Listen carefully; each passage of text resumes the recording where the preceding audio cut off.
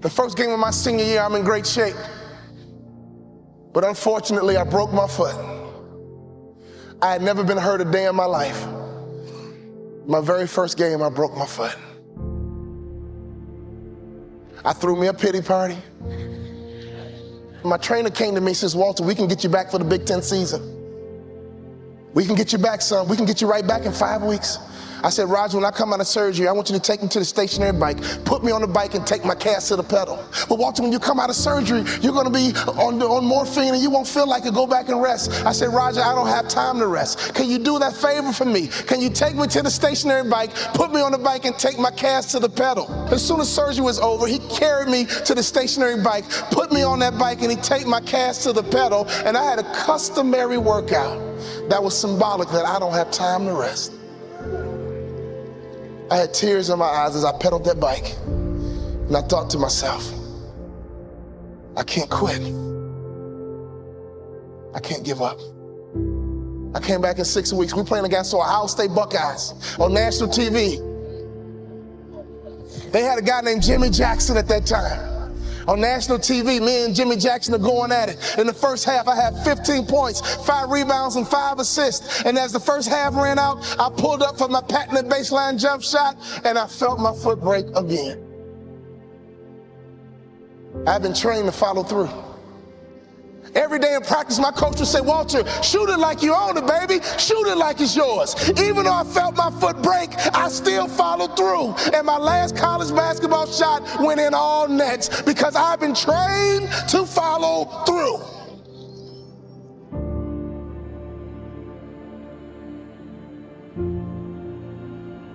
You have to be disciplined every single day and train yourself to follow through on all your fundamentals, and that's how you're going to be successful. You have to do it when you don't feel like it. You have to do it when you feel discouraged. You have to do it when you don't feel healthy. You have to do it when you're under the weather. Every single day, you have to train yourself to focus and commit to your business and follow through.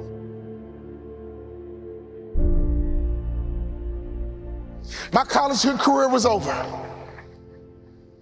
I got offered a job to become a hospital administrator. 2-year program, $75,000 job. And right before I took the job, my daddy called me on the phone. Let me tell you about my daddy. When I was a little boy, my daddy would always pick me up. When he came home from work, he picked me up. When he saw me in the nursery after church, he picked me up. No matter how long he worked, no matter how tired he was, my daddy would always pick me up. So when I had my kids, I would always pick up my kids. When I got home, sometimes I was tired. They have a bottle in one hand, and they just lifted up the other hand, and they knew what daddy was supposed to do. My job was to pick them up. This is a spiritual interaction. When you pick up a child, it is a spiritual transaction. When you pick up a child, you change their perspective. When you pick up a child, all of a sudden they can see the world the way you see it. I don't care what your children have done. There is nothing they can do for you to stop picking them up.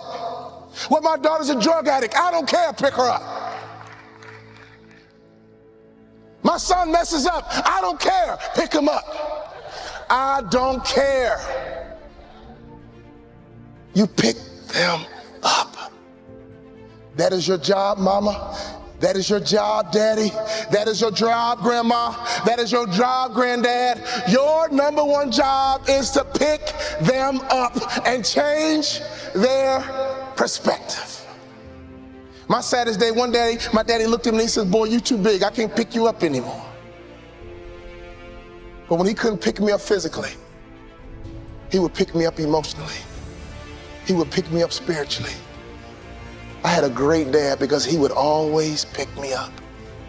He would always change my perspective.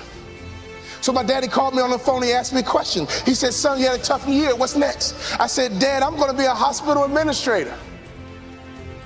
He said, not bad, but let me ask you a question, son. Do you believe you're an NBA player?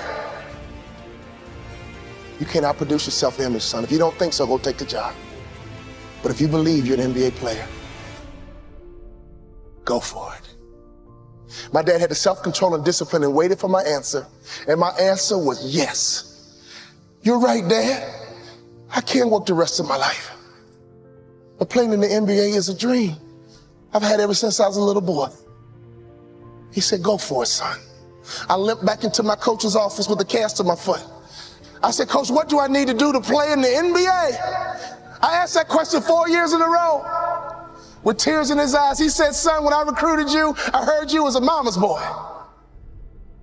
But I'm here to tell you, you're just like your daddy. But what do I need to do to play in the NBA? He said, do two things you can play in the NBA. Lose 20 pounds and shoot a three-point shot with range, you can play in the NBA.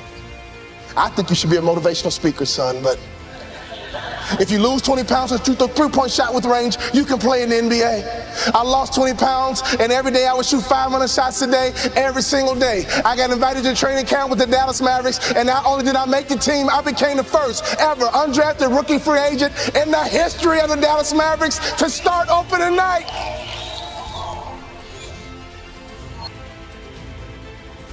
Go for your dreams. Don't live life with regrets. Go for your dreams. Don't live life with regrets. Go for your dreams. Don't live life with regrets. I could always hear my daddy's voice. You have children, you have grandchildren. Can your children and grandchildren hear your voice? I could always hear my daddy's voice. He would say, go out, have a good time, play with your friends, but don't let the street lights beat you home. When I started my motivational speaking business, I called my daddy and said, Daddy, I'm gonna be a motivational speaker. He said, son, you think you can be successful at it? I said, yes, sir. You think you can make a lot of money at it? I said, yes, sir. He says, go for it. That's all my daddy said to me was go for it. So when I think about life, when I think about my goals, one thing he did for me as a father is to make sure I was always where I was supposed to be. He would have me write my goals down, and he would check in periodically, basically asking me, Walter, where are you supposed to be? Fathers, do you realize how powerful that is? If you ask that question of your kids, what are your goals? What are your future? Who do you want to be when you grow up? And every now and then check in by asking a simple question. Where are you supposed to be? The bell is ringing, and I came to ring your bell and ask you the question, Father, where are you supposed to be? And ask that question to your children. Where are you supposed to be? And don't you quit until you're number one.